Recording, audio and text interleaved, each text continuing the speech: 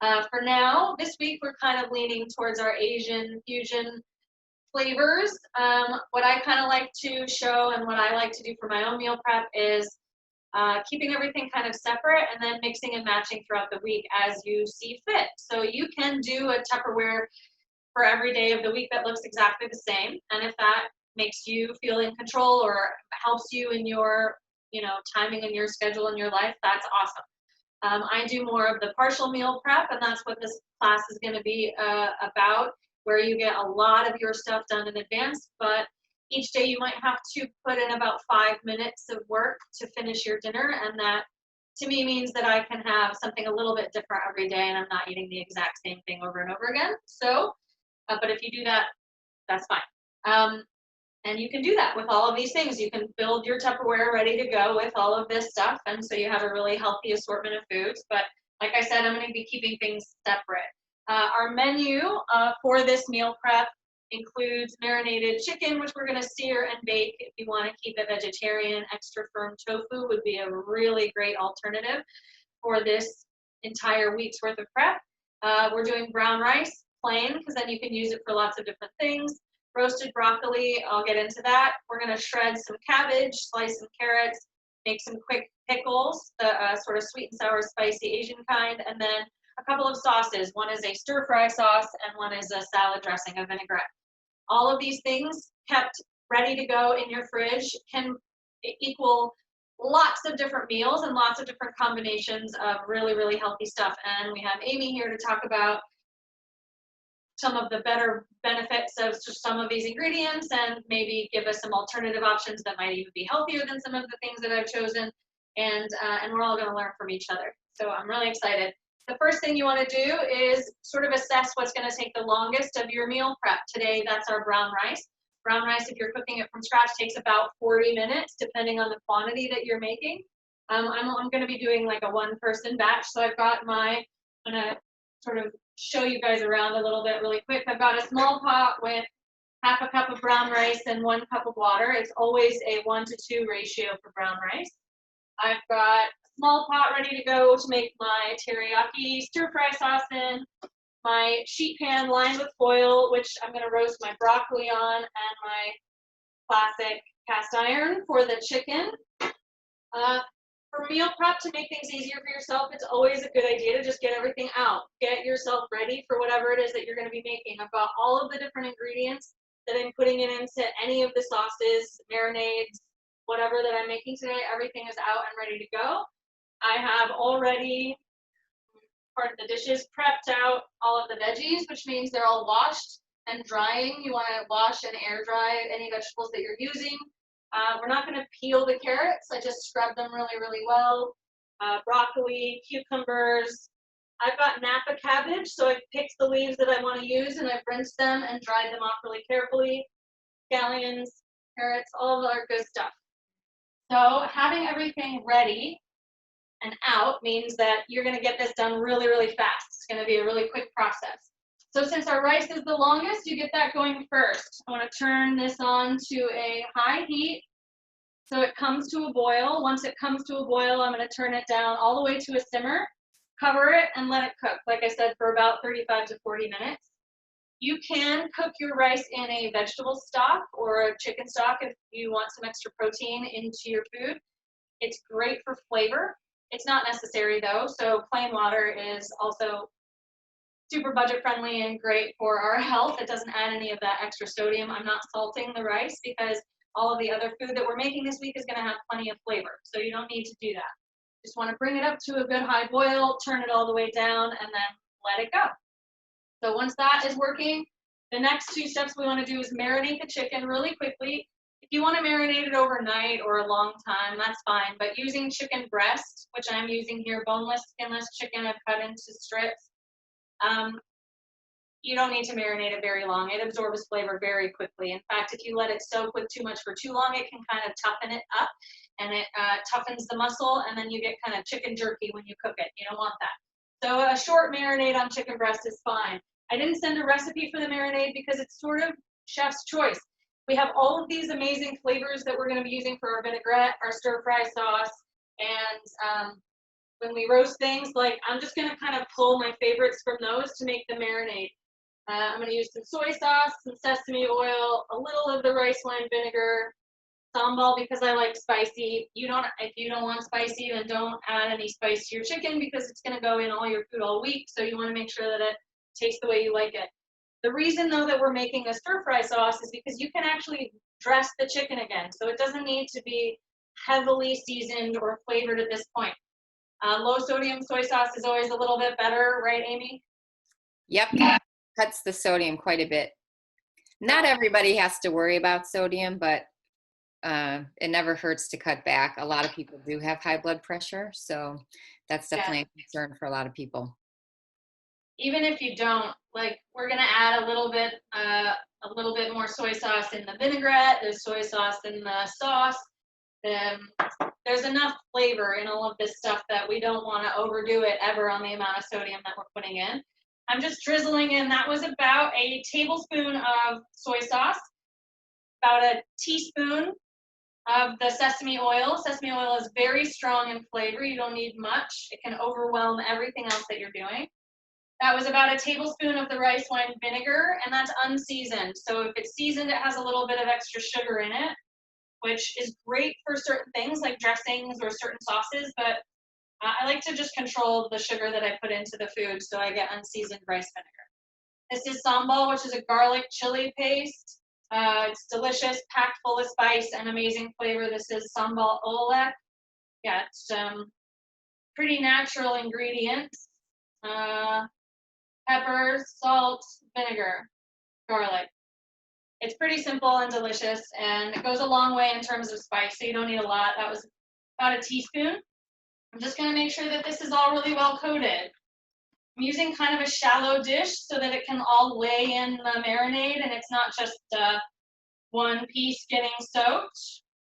Make sure that it gets really well coated, and that's just going to set for a few minutes while we do a couple of other things. Again, you can put in some of that honey that we've got out for the other sauce. You could put in a little bit of the canola oil, which you don't necessarily need because we're going to put it in the pan. You can definitely put fresh ginger or garlic in there. I'm just doing a really super simple combination of these. This is sort of my, this is like the trifecta. If you have good soy sauce, rice vinegar, and sesame oil, you can make anything taste delicious. And then adding a little spice just goes a long way. So that is basic pantry essentials for a lot of these different kinds of things you can make that are Asian, American Asian. So I've got my rice up to a good boil. I'm going to put the lid on and then turn it all the way down to the lowest possible setting. It's still probably not going to be low enough, and I might get some bubbling action. That just happens with rice. So you can kind of lift the lid and adjust it if it gets too steamy. If you have a rice cooker, use it.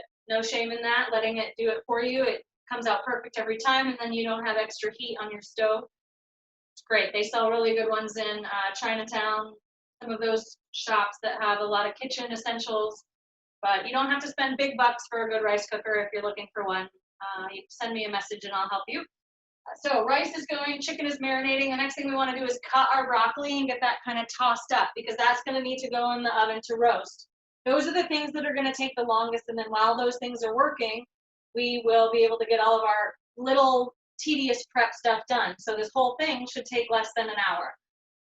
So broccoli, I'm using a lot of broccoli, which what might seem like a lot of broccoli for one person because it goes all week. And for me, when you roast vegetables for your meal prep, keep in mind it doesn't have to go with the Asian bowl that you're making on Wednesday. I'm just going to roast this with a little bit of olive oil, salt, and pepper. So it can go with anything that I make throughout the week. Because by Wednesday or Thursday, I might be a little sick of everything tasting Asian. So having some good roasted broccoli to mix with salad, to put in a soup, to just eat by itself because it's delicious, or make a different bowl with my plain brown rice, roasted broccoli, and maybe hard-boiled egg or some spinach. Like you can do things pulling from your refrigerator if you have basic items ready to go. So the broccoli. You could throw it into an omelet or something in the morning. Oh, great idea. Such a good idea to put the veggies into your breakfast. I always kind of like, you don't think about that because I come from farmers. It's like bacon and French toast and eggs, and that's it. So No, load your breakfast omelets and burritos with as much veggies as you can. Such a good point. So I just take out the very, very end because it's dirty and a little bit, kind of slimy. It's the very end. It's been like sitting at the bottom of the box. Now you've got a nice fresh piece of broccoli, and I'm going for pretty big florets. That stem is full of flavor and nutrition. So if you don't like the stem, you can cut it way close to the crown and just cut the florets off. And then you can use the stem for like a veggie soup or a stock or something like that. It's really good flavor though. So I like to leave the majority of the stem intact. Just cut a little bit of it off to get the florets start to break up. And then I'm just going to place them on the sheet pan where I'm going to dress and season them. I'm not going to waste another bowl. Meal prep is also really tedious because then you have a lot of cleanup to do. So when you think really consciously about how many dishes you use and what's the point and can you reuse it, and is it easier to just mix it with your hands instead of getting a spoon dirty?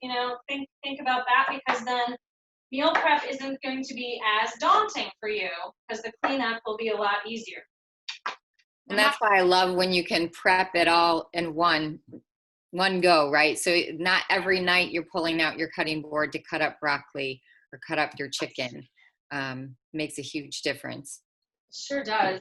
I know that a lot of the times I don't want to cook anything. I've been cooking all day for other people, but having it, all I have to do is put it in a pot and just kind of stand here for 5 minutes stirring it, then that's literally the least I can do. It's all right. But this goes that far to making it so much easier. To keep the stems like I'm doing, you just stick your knife in at the base where the stem kind of attaches to the whole crown, and you can just slice it or twist it. The same thing for cauliflower. If you just stick your knife in and twist it, it just pulls the florets off for you. It works really well in cauliflower, just to kind of jab your knife in and then give it a little twist to one side and everything falls apart in lovely little florets. If you want them to be smaller, you can just slice them down, or you can even rip them apart. A lot of broccoli, just grab the crown and tear. So lots of different ways you can do this. If you've got kids in the house, it's fun to help them or let them help you prep. You can give them the broccoli to kind of tear up with their fingers. That's how I used to do it to help my parents when I was a kid. The longer the stem, though, you do kind of want to make sure they're roughly the same size so that they cook about the same. If you have some pieces that are much bigger than the others, then it's going to take longer to cook. And so for the efficiency of getting this all done at the same time, you kind of want to cut them so that they're roughly the same size and shape. But like I said, these stems that I cut off, I'm not going to waste that. That's really good flavor to me. I like the stems maybe even more than the leaves. They're just a little bit sweeter, a little bit less bitter. And so I'm just going to chop that up roughly and add that into the mix because it's good broccoli and it's good flavor. So I've got my chopped up stems and my florets all here in a nice pile, which makes it really easy to dress and season. So I'm using an extra virgin olive oil. I really like the flavor of it when I'm roasting plain vegetables. If you like any light neutral oil would be great because it doesn't add a ton of flavor. So a mix of olive oil and canola, or just canola, vegetable, peanut if you don't have allergy or severe allergies, safflower, grapeseed, all of these would be okay. And I think, would coconut fall in the same line of like a good healthy fat to cook with, Amy? It's a bit controversial. Coconut oil is quite high in saturated fats, although some people argue it's a shorter chain, so it may not have as detrimental effects. I don't cook a lot with coconut oil. If I'm going for like a Thai dish or an Indian dish and I really want the flavor, I'll use it for that. But if I'm just roasting vegetables, I usually stick with olive oil or canola oil. Both are very high in monounsaturated fats. And so I tend to prefer those. Nice, good tips. I'm kind of the same with coconut oil just because it has a distinct flavor, and I don't necessarily always want that coconut flavor in all of my other food. But when you're making like a curry or something, then yeah, definitely that's the one I use. So just because of dishes and deficiency, your hands are always the best tools that you can use in the kitchen unless it's hot. Sort of a good rule number one, don't use your hands if it's super hot. But I just drizzled this with about 2 tablespoons of extra virgin olive oil and a pinch of kosher salt and a couple of heavy pinches of black pepper because that is a really nice flavor on broccoli for me. If you don't like black pepper, I know some people are just really not partial to that, then don't use it at all. It's absolutely not necessary to make your food good. Pepper is something that can change the way things taste because it has its own flavor, very distinct. And salt usually is just an enhancer of the way things usually taste, unless you use way too much salt. And then it just tastes like salt. But that's kind of harder to do than it is to over pepper. Well, no, it's really easy to over salt. But usually salt is meant to enhance the natural flavor that you have, like actually, vanilla does the same thing in baking. Lemon juice helps bring out the flavors of other things. So it's really nice to use those when you're cooking a lot. So I've got everything well coated. I don't want them to be swimming. I just want to make sure that especially the florets, which are going to get a nice char on them when we roast them, I just want to make sure that everything is coated and glistening and ready to go.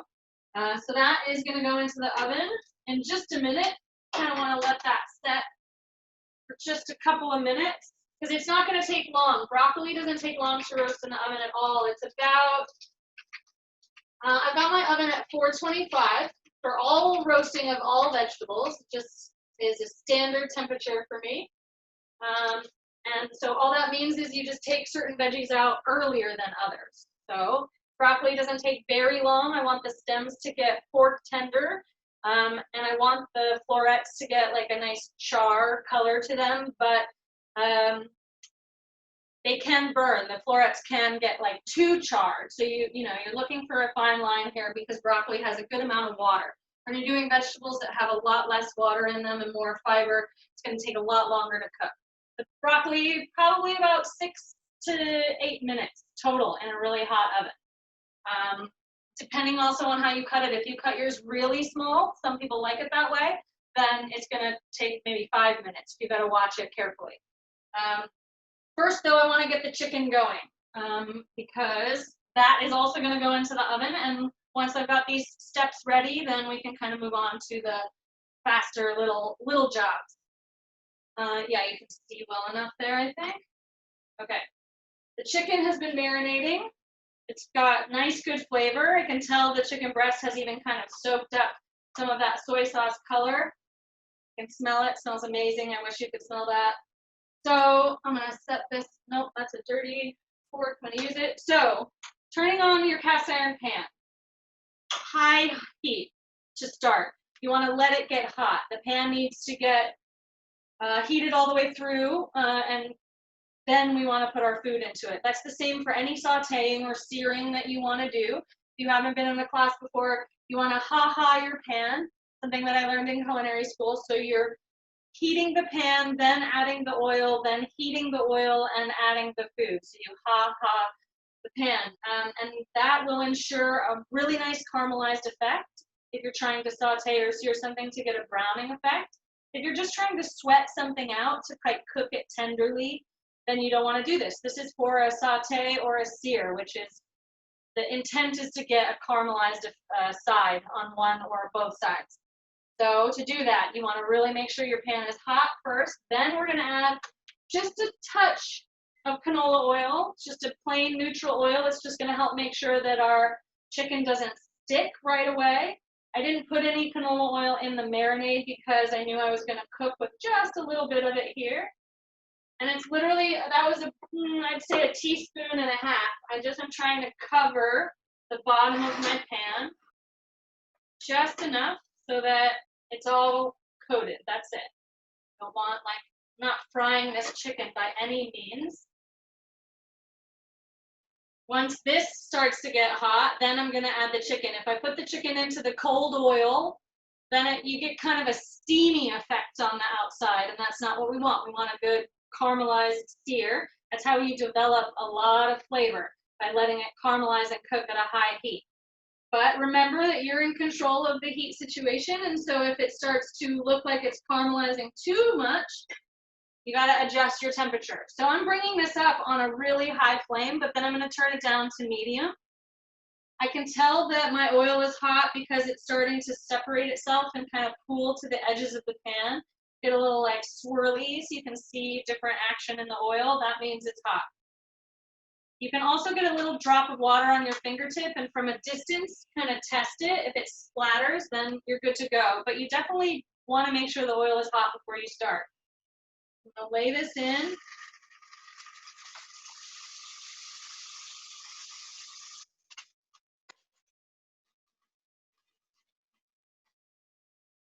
If you don't hear a sizzle when you're sauteing things, then you haven't gotten your pan hot enough.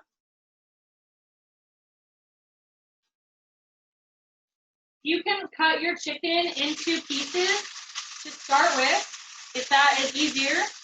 I just don't know if I want all my chicken to be cut up this week. I might want to have like one piece of chicken just as a small chicken breast with a side of rice and roasted broccoli, which, you know, then you've got your perfect little my plate, except not perfect. I need some dairy or something. But you're on your way. You can eat it as a plate. You can eat it as a bowl. You can eat it later on this week as like a wrap. If you have some wonton wrappers or whole wheat tortillas even, you can make like a teriyaki chicken wrap. That would be outstanding. So there's a lot of different things you can do, but that's why I'm not cutting my chicken up to start with because I'm not quite sure how I want to use it. So leaving it in these bigger pieces means that I have more options throughout the week. But again, this is boneless, skinless chicken breast. It takes very little time to cook. And I do have a thermometer, so you can check. What you're looking for is an internal temperature of 165 degrees on all chicken, poultry, turkey too. 165 is really key. These are very thin little breast pieces. I've sliced them into the size of a tenderloin. So you could buy tenderloins if that's on sale. Basically, whatever is cheapest and like falls in the line of ethical consumerism for meat for you. It's all personal. And if you're not making this with meat, make sure that your tofu is really drained well for this. And then slice it into about 1/2 inch thick slices. Marinate those slices in the same concept of yummy flavors and marinades. Flip it, both sides get soaked in. And then sear it in a really hot pan on both sides of the slices, like you've got mini steaks, sear both sides. And then through the week, you can dice it up and mix it in a bowl. You can have a tofu steak with a little sauce on the top. You can eat it a lot of different ways. So I would kind of prepare the tofu in the same thought process of keeping it in big pieces and then using it throughout the week. So you want to flip it when you know you've gotten some browning and color on it. You've got some action happening on the ones in the center. We're getting more connected to the flame. I also didn't add any of the sugar, like honey or brown sugar to this, which would have created even more of a caramelized effect. But it's not necessary because then everything has sugar in it. This way the chicken is, if you don't put the sauce on every day, then you can have, less sugar in some of your meals, which is nice. Super high heat now. Try to finish this other side. And then I'm going to put the whole pan into the oven.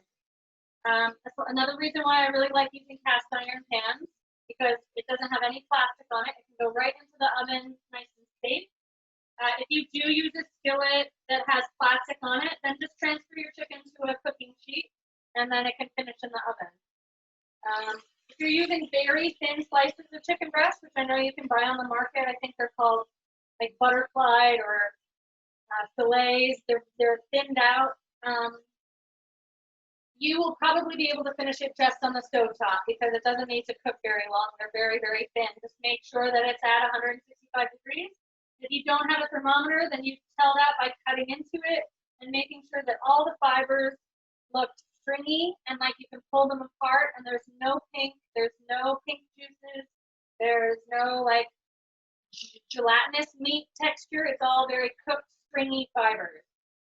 And I'll show you that when this is done.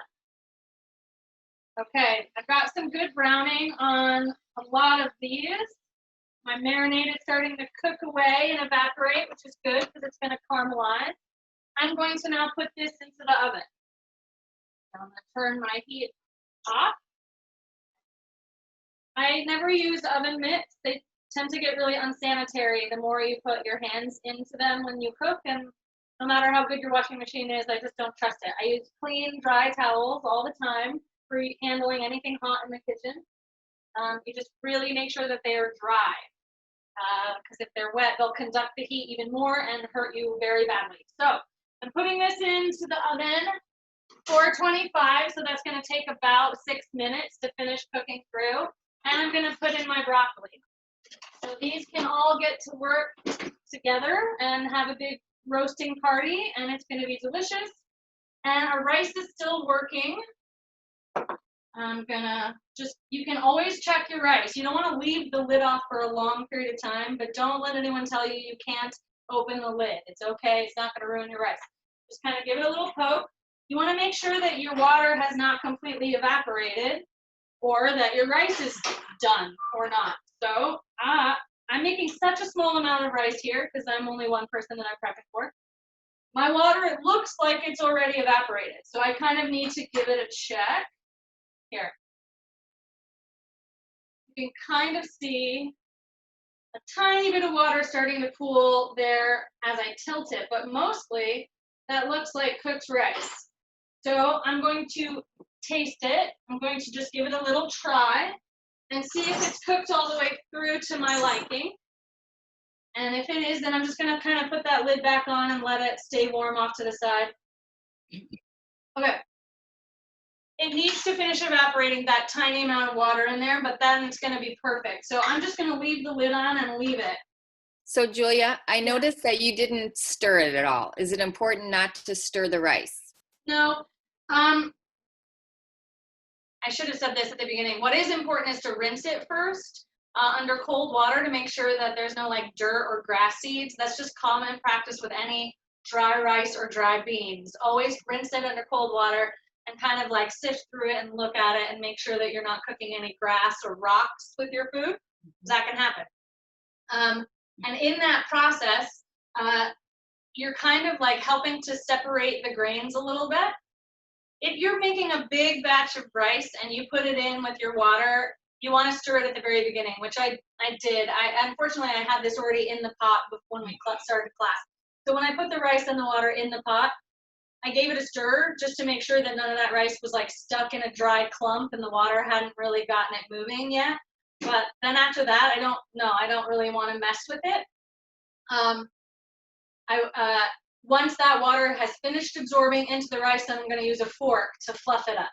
And then that's kind of it. You can stir it once throughout the cooking process if it looks like your water is cooking away really fast and it might be kind of starting to stick together, but that means you probably want to add a little bit more liquid. And then, but the boiling process kind of stirs it for you. That's why I don't really mess with it then. But I want to let it finish absorbing the last little like ½ inch of water that's in the bottom of that pan, and then I'm gonna just use a fork to fluff it up. That's really the best way to stir rice is with a fork. Depending on what rice you use, the best tip is to follow the instructions on the packaging, because some of it is like par cooked rice. It's been boiled a little bit in advance, which means it only takes about 10 minutes for you to cook it. Nothing wrong with that. There's no like weird chemicals in it. It was just cooked for you a little bit.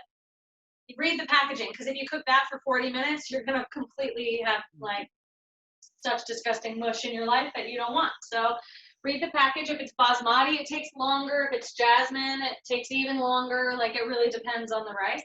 So and usually brown rice or whole grain takes longer.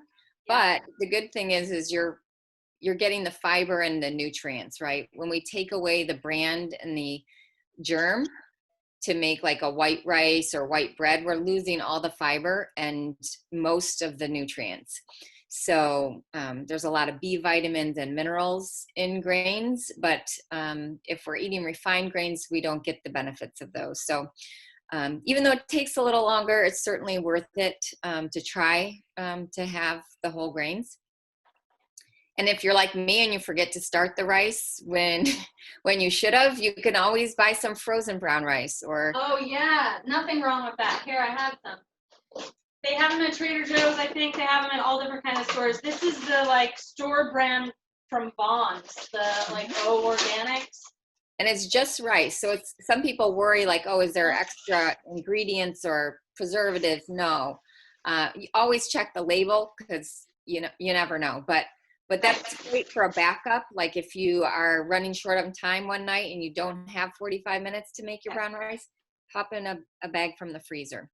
And if that's all the brown rice you eat in your life and you never make it from scratch, that's also okay because it's still a really good whole grain in your diet and in your food.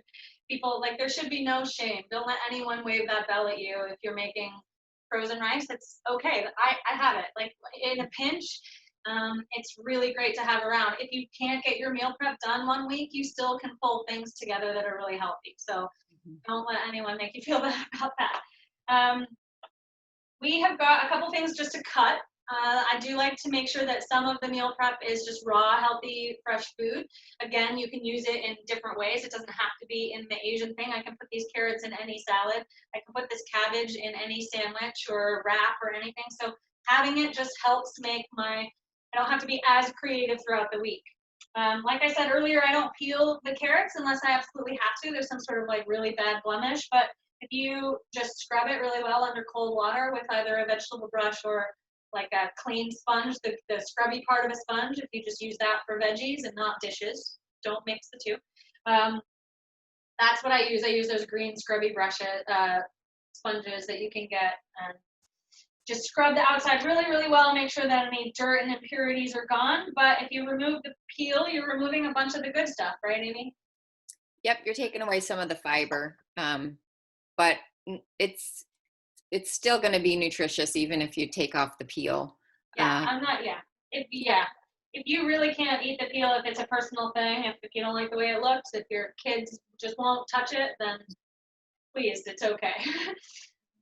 Any way you can get carrots into your diet is probably a good idea. So to make things a little prettier for myself, I cut things on a bias or like in an interesting way. Everything doesn't have to look exactly the same. If you have a mandolin, that's awesome. You probably do a lot of cooking. Be really careful, but you can always slice things really quickly on a mandolin, which is nice. I just use a good sharp knife, and then I kind of tilt the object I'm cutting and cut at a really severe angle. Anytime that you're cutting, you want to be, most importantly, very aware of where your guide hand is. This is my guide hand. It's the one that I'm guiding the carrot along with. I try to keep my knuckles tucked under in the claw formation. And then I always try to keep this knife on the cutting board, the tip of the knife on the cutting board. If I'm cutting a large object, that's not always possible. But if the tip of your knife is always on the cutting board and your first knuckle is always tucked back, the likelihood of you cutting yourself has gone down immensely.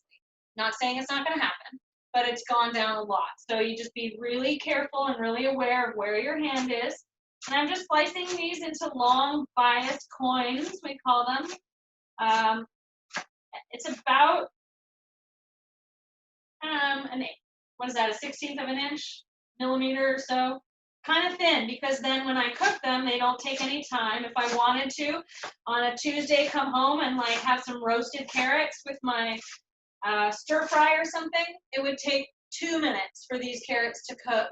And meanwhile, I've got everything else ready to go. But the smaller you cut them, the faster they cook. Also, if I just put this in raw in a salad, then it's just kind of more pleasant to eat little bites of things. Also, and I've said this before, if you've heard me say this, the prettier you make your food, the more you're going to want to eat it. The more excited you're going to be to sit down and eat all that food that you spent all that time making. So as long as you keep that tip down, it's pretty easy to just rock your knife up and down, back and forth. When you get close to your guide hand, you have to be slow and aware of where you are. Just cut it down to the smallest piece that you feel safe doing, and then that's it. Cut carrots, ready to go.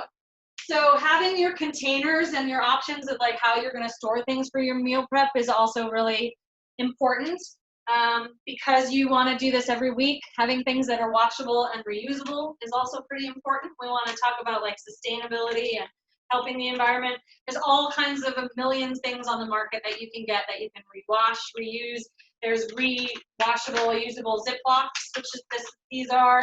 You can just use your Tupperware containers that wash really easily. If you are really into Ziplocs, they even make biodegradable kinds of Ziploc bags. So just think about different options that you know aren't going to create a huge addition to the landfill, because we want to do this a lot. And so if you're doing it a lot, then you want to be really smart about how you store things. So I'm just going to cut like all of the fresh stuff. I'm just going to keep in bags, put that in the fridge so I can pull out from it throughout the week.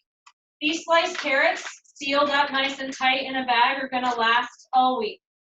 So by the end of the week, I'm going to probably throw them into a soup. But for the next 4 days, Monday through Thursday, Friday, I'm going to be able to use these good crispy carrots. They're still going to be nice and fresh and ready to go. So that's one thing, sort of prepped and ready. Some things that come to mind like would be to throw on a salad, or you could even throw those in a wrap, or you could steam them with a little bit of butter and brown sugar for just a side vegetable. Yes. Throw them in a stir fry, right? So even just snack on them. Yeah, and that's another reason why I like to cut them that way. I like to cut my veggies into kind of chips, because then I don't eat chips. Make some hummus, you have a dip like a Greek yogurt ranch, which we're going to make later this term, and it convinces my brain I'm eating chips and salsa or whatever, but I'm being much kinder to myself. So that's a great More fiber, more beta carotene, yeah. This is Napa cabbage. These leaves I pulled and washed. You can use any cabbage. Just regular plain green cabbage, purple red cabbage. There's Savoy cabbage, which looks a little bit like this, but it's smaller. You can do anything. You can even just use lettuce if cabbage is not your bag. Like get a dark green, leafy green of any kind and throw that into your prep. Just because having like a salad base is a nice option. One day you might want to just throw it on a salad, or one day like this would go great into that wrap. Or, you know, lots of different options that you can make with these same things. So I just cut it in half down the stem. This stem gets quite tough. So as we get closer to the end, I'm going to cut away from that. But for now, I just want to shred up the leaves themselves as fine as I can, keeping my hands safe. I'm just sliding my knife through and down. You can tell I'm still trying to keep the tip of my knife on the board as often as I can. It makes it so much safer and more secure. Okay, I'm starting to get into that thick stem, which I don't really want in my food. It's really tough. It's very, very tough in a Napa cabbage. Most cabbages actually have very tough core stems inside of them. They are cruciferous. They grow very well in tough, hardy environments, which I think is why the Irish love it, because it's all they could grow, that and the potato. I'm Irish, so it's a lot of this in my life. Cabbage is extremely good for you, though, right? Yeah, definitely. It's one of those cruciferous vegetables, as you mentioned, so seems to be helpful in cancer prevention, high in antioxidants and fiber. And you know, this is another one of those items where if you're really short on time, you can buy it already chopped. Yep. And so I always like to say, you know, people are like, oh, that, you know, is that cheating? You know, like whatever it takes to be able to add some of these things easily to your food. Yeah. But it doesn't take long, you know, as you watch Julia here, it just takes a couple minutes, right? And so oftentimes I think people overestimate how much work it's going to be. But certainly there's nothing wrong with buying it already chopped. Nothing, absolutely nothing. And then the more comfortable you become with the knife and the kitchen and all of this stuff, then, you know, maybe one week introduce, you know, a little something that you have to cut and you'll just become faster and faster. But especially as you become more comfortable with making your own healthy meals and cooking for yourself throughout the week and thinking about like prepping in advance and what you can get done and what doesn't stay, it's all a learning process. And the fact that those are already cut and come packaged, that means that they're built to last for you for a few days. You know, they're meant for you to use as a prepped item and that's ready to go. So if that's part of your budget, like if it works for you to get that stuff, sometimes it's actually cheaper, sometimes it's more expensive. It's just sort of looking at what works for you. That's one thing that I really love about meal planning, right? If you actually sit down at the beginning of the week and kind of figure out some ideas for yourself. For instance, if I'm going to buy cabbage, I want to have an idea of how could I use this during the week. So, maybe I'm going to use it in a wrap, but maybe I'm going to make some coleslaw with it. Maybe I'm going to use some of it for fish tacos, right? So that I know that I'm not going to just be throwing some of it away. So when I sit down to plan out what I'm having for the week, I keep some of these things in mind. If I'm going to buy a lot of broccoli, how am I going to use that up? In what ways would I use it? And so I think that's one of the advantages of meal planning, and so that you aren't wasting food because you have in mind what you're going to be doing with it. Yep. So important. I know I do this, buy things because it like sounds good, or you've been told it's healthy, or you need it for one recipe, and then what? So thinking about all those kinds of things, just in learning what we're going to learn through this course of figuring out your timing, different prep methods, different cooking and cutting methods, you're going to be able to take all of this then and use it for anything. The menus that I'm suggesting are just because they make sense with like ingredients that go together well and ideas that you can take. But after you learn some of these Asian recipes and ideas, then in a few weeks when we get into like Mediterranean things, you can mix and match and think like, oh, that cauliflower is great, I'm going to do that this week, but I'm also going to do the brown rice and broccoli this week. And that's how you can have a lot of variety while having things done for you and kind of ready to go. That cabbage, as long as you keep it super airtight in a good Ziploc bag or a bag with a seal or a Tupperware with a seal on it, will last like 3 to 4 days, nice and crispy and fresh. And then maybe on the 5th day, it's like a little wilty, and so it goes great in a ramen soup or something. Cucumbers, we're going to do some quick pickles, very quick pickles. You can do these in the fridge and they'll be good in about half an hour, even better in 4 days. You can do pickles where you heat up the vinegar brine solution, and that makes them ready in about 5 minutes. They're pickled, they're ready to go. We don't need to do that. This is prep for the week, so you want refrigerator pickles that are going to last all week long and be still nice and crispy. So I'm using Persian cucumbers just because I like the ratio of like flesh to seed. The more seedy your cucumbers, the more water you get into your pickle brine, and then the kind of soggier they'll get over time. So the less seeds, the crispier the cucumber, the better your pickles are going to be as they go on and last. Now this makes a lot. This recipe I sent you makes enough servings for like 12. For me, it's going to last for the next like 3 weeks in my fridge, just getting more and more flavorful and pickly. And then I will have eaten them all. So I'm using just regular slices. You could definitely use a mandolin for this again. I'm going about 2 millimeters thick. I don't want them so thin that they turn to paper after they've pickled. I want them to hold up and be kind of like a nice slice of pickle. That is very personal. You can cut them into half moons. You can cut them into long sticks and have like cucumber sticks, like a long pickle, like a dill pickle would be. You can do anything really. It doesn't matter. The recipe would stay the same for how much sugar, how much vinegar, how much of all that kind of stuff. So I'm going to do my Persian cucumbers into these kind of thicker coins, thicker than we cut the carrots. Again, because I want them to hold up.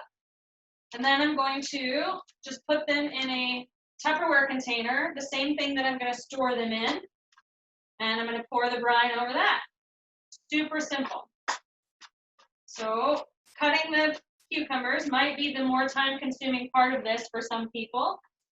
And that's okay. I just really recommend as you cook more and more, you become more confident with the knife.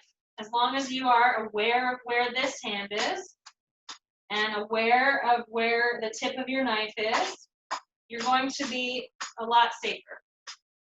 So getting down to the edge, I'm going to be careful and cut one at a time here, just to get that last slice. So I've got lots of cucumbers, and these are going to go right back into that Tupperware container that I have them in.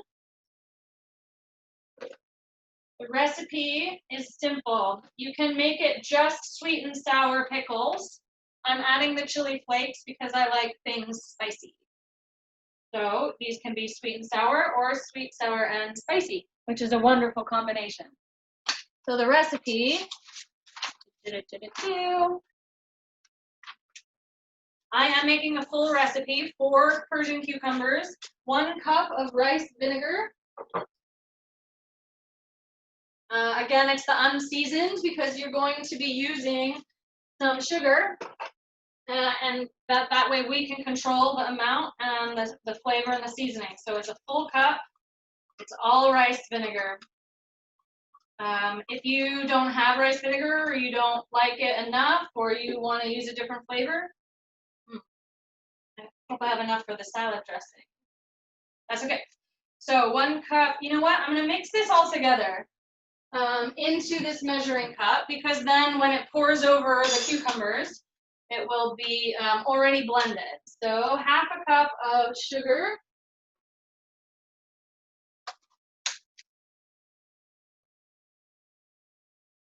Right into that vinegar. Could you use like a white vinegar or apple cider vinegar? Absolutely. And when we get into that salad dressing, I might actually have to make a substitute here because I just used a bunch of my rice vinegar for the pickles. But cider vinegar would be really great for the pickles. Yes. Plain white distilled vinegar, it just doesn't really have much flavor. So I would add a little bit of like pickling spice or something to that if you did, but that would be perfectly fine. So like some black pepper seeds, black peppercorns, and coriander seeds, and a bay leaf. That's like a pretty traditional pickling medley, or like half of it. You could add mustard seeds, then you're taking it into like more of a traditional American or German pickle. There's so many things you can do, and you can do pickling really quickly in the fridge as I'm about to show you. I need to add in grated ginger. This is the fun thing. We're going to grate some of this. Oh, I hope we have enough time to finish here. Well, I'm kind of slow. So, I also need to check this chicken. Yeah, that's done. Okay. Broccoli still is going to roast for a while because I cut those into pretty big florets, maybe just another 5 minutes. Chicken is done. It's bouncing back firm to the touch. And I'll show you after it cools for just a second, like what the fibers look like, the muscle fibers look like. So ginger, you want to peel it with a spoon. Vegetable peelers will just remove too much of the ginger. So to keep all that delicious flesh intact, you use a spoon to just peel away like as much as what you need. And I don't need much. I'm just going to grate it on my microplane right into this pickle liquid. Get some of that fresh ginger. You could definitely use ginger powder. You would actually just use a little bit less because it's pretty condensed in flavor. So I'm asking for a teaspoon of grated ginger. You would use maybe 3/4 of a teaspoon of ginger powder. That would be fine. I've got this microplane. I'm going to just carefully grate my ginger right into this vinegar solution. Most of it is actually going to stick to the microplane, but we'll do this in case. Spilling everywhere. So it sticks to the back of the microplane, actually. I'm not going to do that because then I'm getting vinegar all over the place. Okay, just a teaspoon of this. I love having ginger on hand. It's so nutritious and adds great flavor, and you can throw it in like lots of places like this. Yes, it goes in everything pretty well. In fact, it's in the 2 sauces, the dressing and the stir-fry sauce, which I'm not sure we're going to have enough time to get to both of those, but that's also why I sent the recipes. Those are pretty easy to make on your own. You just follow the recipe as carefully as you can, and if anyone has any questions, reach out. I need 2 teaspoons of kosher salt. So sugar and salt are the pretty important ingredients for pickling things. This has more of a concentration of sugar than maybe some other pickle recipes will because this is a sweet and sour pickle. I want the red pepper flakes in mine because I definitely want a little bit of a kick. And if you are concerned about sugar, maybe if you have diabetes or anything like that, I actually have seen some recipes where you would use like a Splenda or some other kind of sugar substitute. Yeah, definitely. Definitely, it wouldn't be bad at all. So I'm gonna just kind of whisk this, making sure that that sugar is whisked in and mostly dissolved and not just like a thick goop at the bottom of my cup. And this is all gonna just go right over the pickles. The cucumbers, which will turn into pickles. Okay.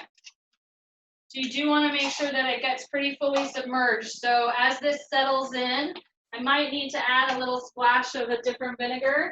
You can also add a little bit of water, but mostly it's just about kind of pushing it down into the liquid, making sure as the cucumbers pickle, they will get smaller and smaller and thinner, they'll kind of get tender.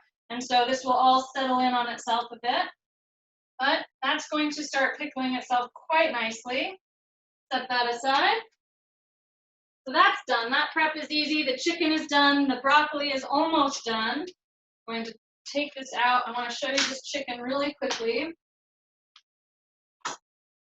And then just to point out, the vinaigrette, similar ingredients we already used. It's the vinegar, sugar, which you can absolutely leave out or switch to just a little bit of honey. You can use any kind of sugar or none at all. But the vinegar, the soy sauce, the ginger, garlic, sesame oil, canola oil, and then the optional seeds and scallions, those are what makes the dressing really amazing. The sugar takes it to another level, but if sugar, like Amy said, is a concern for you, then you don't need it to have a really good dressing. Making that, just make it in your Tupperware or your jar, put a lid on it, shake it up, ready to go salad dressing. And it's enough for probably, well, it's 8 servings, so this would last all week for any kind of salads. It would be great as another marinade next week or something if you have some left over. It lasts, though, for a couple of weeks. It's a good, simple refrigerator salad dressing. So the salad dressing, really easy, but if you make it on your own and you have any questions or issues, just reach out. The teriyaki style stir fry sauce. So we made this in a different recipe, and I just think it's one of my favorite things because it's got the thick, kind of syrupy sort of sweetness that we're used to as teriyaki sauce, but it's got, I made this recipe, I think we figured it out, it was like 1/4 of the sugar of a lot of like store-bought or traditional teriyaki sauces. The recipes that you find online for teriyaki sauce are lots and lots and lots of sugar. So it still has a little bit of brown sugar and a little bit of honey, but we brought that down a lot, and we really upped the flavor content with some of these other ingredients, like the soy sauce, that same fresh grated ginger, garlic, sesame oil, plenty of hot sauce if you like it, and then you get that thick, shiny consistency by using a little bit of cornstarch.